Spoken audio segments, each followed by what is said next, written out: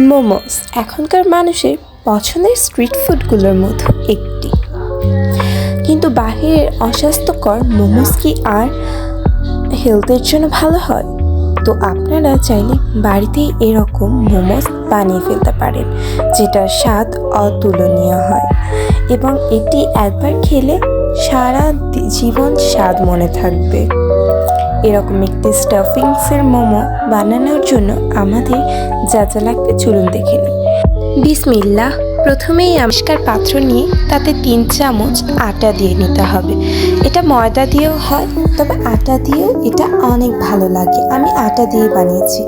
একটু লবণ এবং তেল দিয়ে ভালো করে এটাকে মিশিয়ে নিতে হবে, যেন একটু দানা দানা হয়, এটা খেয়াল রাখতে হবে। মেইন টপিকটাই হচ্ছে ডো। আপনার ডোটা যত ভালো হবে আপনার মোমোসও ততই ভালো হবে। আমি আরেকটু তেল দিয়ে নাড়িয়ে নিব। দেখুন আমার কিন্তু অনেকটাই হয়ে গেছে।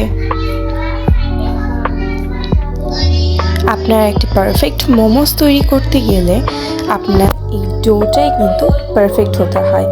কুসুম গরম পানি দিয়ে ডোটাকে বানিয়ে নেব। একটু একটু করে নাড়িয়ে নেব এবং একটু একটু করে কুসুম গরম পানি দেব। পানিটা কিন্তু আবার অত গরম হলেও চলবে না, একটু কুসুম গরমই থাকতে হবে। এই যে আমি আবার একটু কুসুম গরম পানি দিয়ে ডোটাকে মাখিয়ে নেব।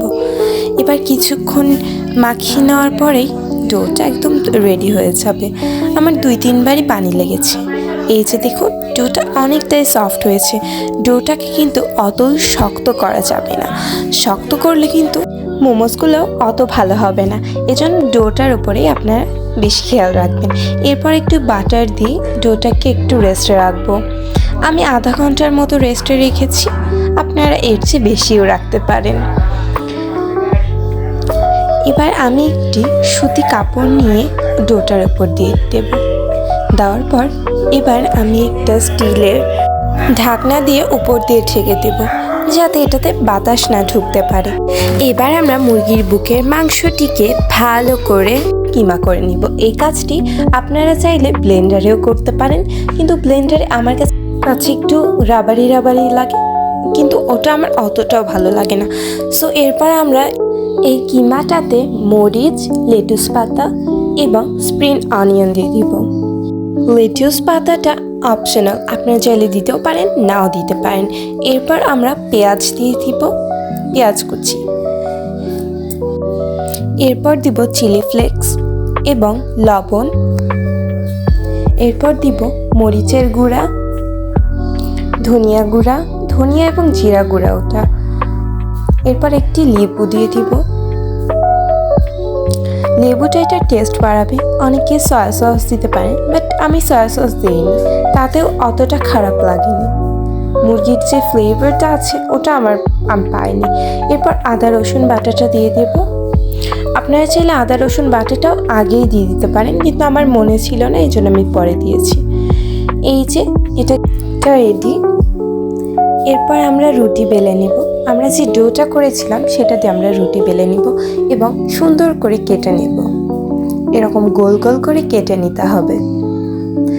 আপনারা চাইলে বেলেও নিতে পারেন, কিন্তু বেলাবেলির ঝামেলাটা একটু বেশি, এজন্য আমি এভাবে করে নিয়েছি।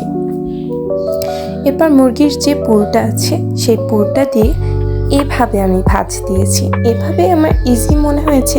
এছাড়াও অনেকভাবেই ভাজ দেওয়া যায়, কিন্তু এটা আমার কাছে সবচেয়ে ইজি মনে হয়েছে এবং এটা দিলে সুন্দরও লাগে।